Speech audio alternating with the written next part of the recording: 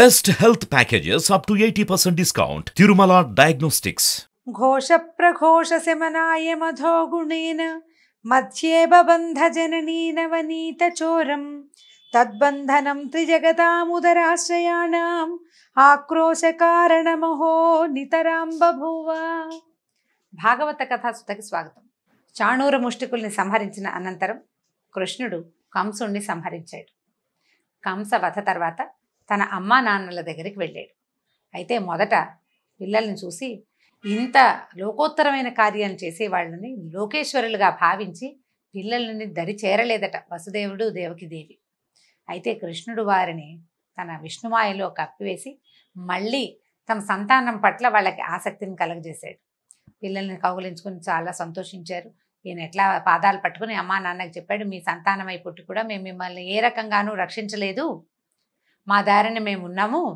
మేము వ్యక్తులు మానవులుగా పుట్టిన వాళ్ళు ఏం చేయాలి? తల్లిదండ్రుల్ని, వయోవృద్ధుల్ని, చిన్న బిడ్డల్ని, గురువుల్ని, బ్రాహ్మణుల్ని, సాధువుల్ని మొదలైన వాళ్ళని సమర్థులై ఉండి కూడా పోషించకుండా ఉంటారో వాళ్ళు బతికి కూడా వృధా. మేము మిమ్మల్ని వదిలిపెట్టేసి మా దారిని మేము ఉన్నాము, మీకు చాలా ఓర్పు ఎక్కువ, మా కారణంగానే మిమ్మల్ని కంసుడు చెరసాల్లో పెట్టి బాధిస్తున్నా కూడా సామర్థ్యం ఉండి కూడా, వారించగలిగిన సామర్థ్యం ఉండి కూడా మేము దయమాలిపోయి క్రూరులుగా ఉండి మా దారిని మేము కపట వేషాలు వేసుకుంటున్నాము, మా లోపాలు మన్నించండి అని చెప్పి. అంటే నాకు బుద్ధి లేదు నాన్న, నేను బాగా చూసుకోవాల్సింది, నేను సరిగా చూడలేదంటే, లేదు నాయన నీకంటే నాకెవరు ఎక్కువ అంటాడు తండ్రి. వ్యామోహంలో పడిపోతారు ఆ మాటలకి. అట్లా వాళ్ళకి సంతోషం కలిగించే చాలా మాటలు చెప్పాడట కృష్ణుడు, మోహింపజేసేసాడు. అట్లా మోహింపజేసి వాళ్ళు చాలా ఆనందంతో పిల్లల్ని, తమ కుమారులని ఒళ్ళో కూర్చోబెట్టుకున్నారు. ప్రేమాతిశయంతో మాటలు రాక మౌనం వహించారు. కన్నీళ్లతో కుమారుల శిరస్సులు తడిపేశారు. అసలు వదిలిపెట్టకుండా కుమారులిద్దరిని కౌగులించుకుని ఉండిపోయారట తల్లి తండ్రి అయిన దేవకి వసుదేవులు ఇద్దరు. కాసేపటికి వాళ్ళు స్వాంతనం చెందాక తల్లికి తండ్రి అయినటువంటి ఉగ్రసేన మహారాజును చూసి కృష్ణుడు ఇట్లా చెప్పాడట, రాజేంద్ర, ఏయాతి శాపం వల్ల వీరులైనప్పటికీ యాదవులు రాజపీఠం అధిష్ఠించడానికి వీల్లేదు. కాబట్టి ఈ భూమికి నీవే అధిపతిగా ఉండు, మేము నిన్ను సేవిస్తాం, మేము రాజ్యం తీసుకోము. అంటే రాజు కృష్ణుడి చేతిలో మరణించాడు. ఇప్పుడు రాజు ఎవరవ్వాలి? అయితే కృష్ణుడు అవ్వాలి, లేకపోతే వాళ్ళ అన్నయ్య అవ్వాలి, అది కాకపోతే వాళ్ళ నాన్న అవ్వాలి. కానీ ఈయన ఒప్పుకోలేదు. కృష్ణుడు ఏం చెప్పాడంటే, మాకు రాజ్యపీఠార్హత లేదు కాబట్టి నువ్వు రాజ్యాన్ని తీసుకో, ఇతర రాజులంతా మేము నిన్ను సేవిస్తూ ఉంటాం కాబట్టి ఇతర రాజులందరూ నీకు కప్పం చెల్లిస్తారు. రాజులేమిటి, దేవతలైనా నీకు కప్పం చెల్లించవలసిందే. కాబట్టి అందరూ నిన్ను శిరసావహిస్తారు. వేడుకతో రాజ్య పరిపాలనానికి సిద్ధపడు, నువ్వు తప్పకుండా రాజ్యం చేయమని ఉగ్రసేన మహారాజుకు చెప్పాడు. ఈ విధంగా పలికి ఏం చేశాడు ఈయన? మధురా నగరానికి రాజుగా ఉగ్రసేన మహారాజుని అభిషేకం చేయించాడు. తర్వాత ఏమైంది? కృష్ణుడు పూర్వం కంసుడి భయం వల్ల ఇతర దేశాల్లో అక్కడ ఇక్కడ పారిపోయి తలదాచుకున్నటువంటి తమ జ్ఞాతులు, చుట్టాలు అయిన యదువులు, వృష్టులు, భోజులు, మధువులు, దశార్హులు, కుకురులు, అంధకులు ఆదిగా కలిగినటువంటి వాళ్ళందరినీ పిలిచాడు. వీళ్ళందరూ ఏంటంటే అన్నదమ్ములు, అక్క చెల్లెళ్ళ పిల్లలు, అన్నదమ్ములే, జ్ఞాతులు అని చెప్తున్నారు. ఇన్ని వంశాలకు చెందిన వాళ్ళని కూడా పిలిచాడు. ఇప్పుడు అంధక వంశం కాదు, వీళ్ళలో దశార్హ వంశానికి చెందిన వాడే అక్రూరుడు, అన్నదమ్ముల వరుస వాళ్ళందరినీ పిలిపించి వాళ్ళకి కలిగేలాగా ధనాధికాల్ని బహుకరించి వాళ్ళ సొంత ఇళ్లలో, అంటే ఇళ్ళు వదిలిపెట్టి పారిపోయారు, వాళ్ళ ఇళ్లలో వాళ్ళు ఉండేలాగా ఏర్పరిచాడట. తర్వాత ఏమనుకున్నారు? ఆ మధురా నగరంలో ఉన్న, పట్టణంలో ఉన్న వాళ్ళంతా చాలా సంతోషంగా కలిసి ఉంటూ ఎంత బాగున్నారో అట. అప్పుడు ఈయన ఏం చేశాడంటే, కృష్ణుడు, బలరాముడు నందుడి దగ్గర కూర్చున్నారు. మేము తండ్రిని చూడలేదు, తల్లిని చూడలేదు, యశోదాదేవి నువ్వు మీ ఇద్దరే మా తల్లిదండ్రులని భావిస్తూ ఉన్నాం. ఇంతకుముందు ఎవ్వరూ ఏ తల్లిదండ్రులు తమ పిల్లల్ని ఇంత గారాబంగా పెంచలేం, అంత గారాబంగా మీ ఇద్దరు మమ్మల్ని ఇద్దరిని పెంచారు. మీ మంచితనం వల్లే, మీ గొప్పతనం వల్లే ఏ వయసుకు తగిన ఆట ఆ వయసుకు ఆడుకుంటూ మేము హాయిగా పెరిగాం మీ నీడలో. ఇక్కడ మధురా నగరంలో ఉన్న చుట్టాలందరికీ మేలు కలిగించి పట్టణంలో ఉన్న వాళ్ళందరూ సుఖశాంతులతో ఉన్నారని చూసుకుని అప్పుడు మేము మళ్ళీ రేపల్లెకి వస్తాము, మన వాళ్ళందరికీ చెప్పండి అని చెప్పాడు. మీరు గోకులంలో ఎంతో ప్రేమతోటి మమ్మల్ని ఎంత బాగా చూసుకున్నారో ఆ ప్రేమని, ఆ ప్రేమాతిశయాన్ని, ఆ ఆపేక్షని మేము ఎప్పటికీ మర్చిపోలేము అని చెప్పి కృష్ణుడు ఆ వస్త్రాలు, ఆభరణాలు వాటితోటి అందరికీ బహుకరించి వచ్చిన గోపాలకులందరికీ నందుడి వంశం వారికి, నందుని స్నేహితులు, ఆయన వెనకాలుండే సేవక జనం మొత్తం అందరినీ కూడా చక్కగా తగు రీతిన సన్మానించి పంపించేశాడు వెనక్కి.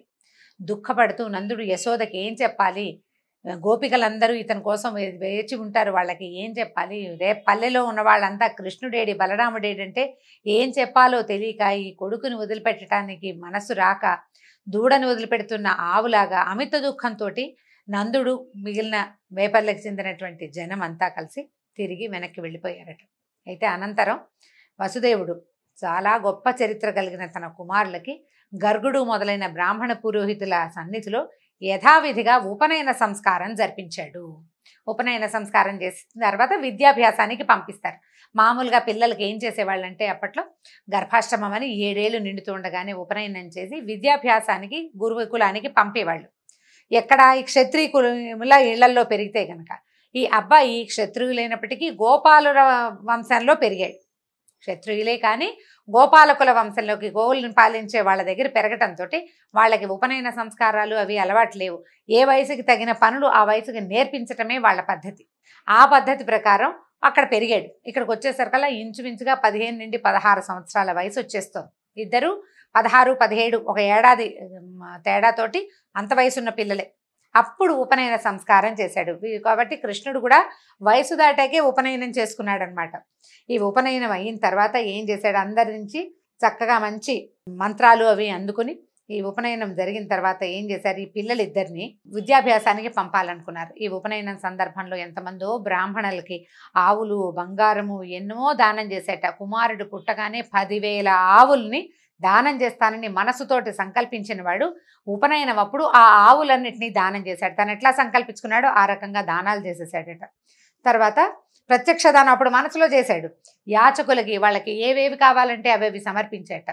ఈ విధంగా బ్రహ్మచర్య వ్రతాన్ని తీసుకున్నటువంటి బలరామకృష్ణులు అందరిలాగానే ఎట్లా భూమిలో ఉన్న రాజకుమారులంతా ఏ రకంగా అయితే విద్యాభ్యాసం చేస్తారో అదే రకంగా విద్యాభ్యాసానికి బయలుదేరారు. సమస్తం తెలుసు వాళ్ళకి, జగద్గురువులు, ప్రపంచానికే నేర్పగలిగిన వాళ్ళు.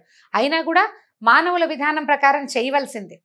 మనిషిగా పుట్టావు కాబట్టి మనుషులు ఏం చేస్తారు, మానవులు ఎట్లా ప్రవర్తిస్తారు, విద్యని ఎట్లా పొందుతారు.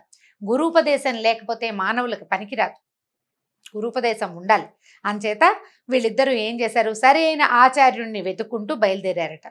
ఈ రామకృష్ణులు గొప్ప వైభవాలకి కాణాచైన కాశీపట్టణం చేరుకున్నారు. అక్కడ అవంతి పట్టణ వాస్తవ్యుడైన సాందీపని అనే పండితోత్తముడిని దర్శించారు. గురువుని వాళ్లే వెతుక్కున్నారని చెప్తున్నారండి. సాందీపని అనే ఒక గురువుని చూసి ఆయన సేవించారు. ఆయన వీళ్ళ తాలూకు వినయ విధేయతలకి చాలా సంతోషించి ఏం చేశాడు, 4 వేదాలు, శిక్ష, వ్యాకరణము, ఛందస్సు, నిరుక్తము, జ్యోతిష్యము, కల్పము అనేటువంటి 6 వేదాంగాలు, ఆ 4 వేదాలు 6 వేదాంగాలు, ధనుర్వేదము, తంత్రము, మనువు మున్నగు వారితో చెప్పబడినటువంటి ధర్మశాస్త్రాలు, న్యాయము, తర్కము, రాజనీతి మొదలైన వాటిని తేట తెల్లంగా బోధించాడు. వీళ్ళు ఏమిటంటే ఒకసారి వింటే వచ్చేస్తుంది, వాళ్ళ లక్షణం అది. అక్కడి నుంచి ఎలాంటి వాళ్ళంటే అమిత నేర్పరులు. 64 కళల్ని 64 రోజుల్లో ఒక్కొక్కడు ఒక్కొక్క కళావంతుడి దగ్గర నుంచి నేర్చుకున్నారు. మామూలుగా ఈ గురువుగారు చెప్పే విద్యలు ముందు చెప్పబడ్డాయి. 64 కళలు నేర్చుకోవాలంటే కళలు చెప్పే వాళ్ళు వేరే ఉంటారు. ఒక్కొక్క కళ ఒక్కొక్క కళావంతుడి దగ్గర నేర్చుకున్నారట. 64 రోజుల్లో 64 కళలు. ఈ గురువులకే గురువులైన వాళ్ళు, ఇతడు ఎక్కువ అతడు తక్కువ అనే భేదభావం లేకుండా ప్రకాశించు లోక గురువులైనటువంటి రామకృష్ణులు సంతోషంతో గురు శిష్య న్యాయంతో తమ తాలూకు ఉపాధ్యాయుడైనటువంటి సాందీపనిని సేవించారు. గురు సేవలో ఎక్కడా భేదం రానివ్వలేదు. వాళ్ళు ప్రపంచాలకే గురువులైనప్పటికీ గురువుని యథావిధిగా సేవించి ఆయన దగ్గర నుంచి అన్ని విద్యలు నేర్చుకున్నారు. అయితే సరే, ఇలా కృతార్థులు మొత్తం చదువంతా అయిపోయింది. చదువు అయిపోయాక అప్పట్లో ఏం చేసేవాళ్ళు, విద్యార్థులు చదువుతూ ఉండగా వాళ్ళ దగ్గర నుంచి ఫీజులు అవి వసూలు చేసే రోజులు కావవి. తర్వాత గురుదక్షిణ ఏదైనా స్వీకరించేవాళ్ళు. ఇంత ప్రతిభావంతులుగా కనపడుతున్నటువంటి ఈ పిల్లలు వాళ్ళు తమ ఏదైనా చేయగలరని భావించి సాందీపని తన భార్యతోటి ఆలోచించుకుని, ఈ సాందీపని మహాముని ఏం చేశాడంటే రామకృష్ణులతోటి ఇట్లా అన్నాడట, నాయనా మా కుర్రవాడు, మా నాకు ఒక కుమారుడు ఉన్నాడు. పూర్వం సముద్రంలో ప్రభాసం అనే తీర్థంలో, అంటే సముద్ర తీరాల్లో ప్రభాస తీర్థం అని ఒక తీర్థం అది. అదే ఇప్పటిది మన గుజరాత్లోని సోమనాథ్ క్షేత్రం ప్రభాస తీర్థం అంటారు. చాలా విచిత్రంగా శ్రీకృష్ణుడు అవతారం చాలించింది కూడా ప్రభాస తీర్థంలోనేనండి. ఆ విషయం తర్వాత చెప్పుకుందాం. సందర్భవశంగా వచ్చిందని ఆ వాక్యం ఇక్కడ చెప్తున్నాను. నిజానికి సందర్భోచితమైన విషయం కాదు. ఆ ప్రభాస తీర్థం అనేసరికి ఆ మాట జ్ఞాపకం వచ్చిందనమాట. అయితే ఈ ప్రభాస తీర్థంలో స్నానం చేస్తూ మునిగిపోయాడు. మళ్ళీ కనపడలేదు. మీరు దయాసముద్రులు, గురువు కోరిన కోరిక తీర్చాలనే సదుద్దేశం కలిగిన వాళ్ళు కాబట్టి అందరికీ ఆశ్చర్యం కలిగేలాగా మా కుమారుని మాకు గురుదక్షిణగా సమర్పించండి అని అడిగాడు. ఇది మీ కర్తవ్యంగా భావించండి, నా కుమారుణ్ణి నాకు దక్కించమన్నారు. నిజానికి ఇప్పుడు శిష్యులు కనుక అత్యంత బలవత్తరమైన వాళ్ళు, లోకోత్తర నాయకులు అయితే కనుక గురువుగారు గొప్పతనానికి తక్కువే ఉంటుంది. ఆయన ఏదంటే కోరిన కొండ మీద వాన కురిపించగలరు వాళ్ళు, ఎక్కడ కావాలంటే అక్కడ. అయితే ఇంత అఖండమైన పరాక్రమంతో విరాజిల్లే శిష్యులై ఉండి గురువు కోరిక తీర్చడం మీరు న్యాయం కదా, కాబట్టి దయచేసి నా కుమారుణ్ణి నాకు తెచ్చివ్వండి, అదే నాకు మీరు ఇచ్చేటువంటి గురుదక్షిణ అన్నారు. అని చెప్పేసరికల్లా నిజానికి ఇది మానవులకి సాధ్యపడే వ్యవహారం కాదు. సముద్రంలో మునిగిపోయాడు అంటే జీవించి ఉండకపోవచ్చు. నీట మునిగిన వాడు మళ్ళీ వస్తాడా? రాడు. కానీ వీళ్ళు ఇంత విద్య నేర్పిన గురువుకి న్యాయం చేయదలుచుకుని ఉన్నారు. చేయదలుచుకుని ఉండి ఇద్దరు ఏం చేశారు, ఆ మంచి పెద్ద రథం ఒకటి దాన్ని ఎక్కి సముద్రం దగ్గరికి వెళ్ళారు. ప్రభాస తీర్థానికి వెళ్ళారనమాట. సరే, ఎదురులేని రథం, బ్రహ్మాండమైన రథం. ఈ సముద్రుడి దగ్గరికి వెళ్ళి ఏమన్నారు, సముద్రుడా, మంచి బుద్ధితో సద్బుద్ధి కలిగిన వాడివి మా గురువుగారు అబ్బాయిని తెచ్చి మాకు అప్పచెప్పు.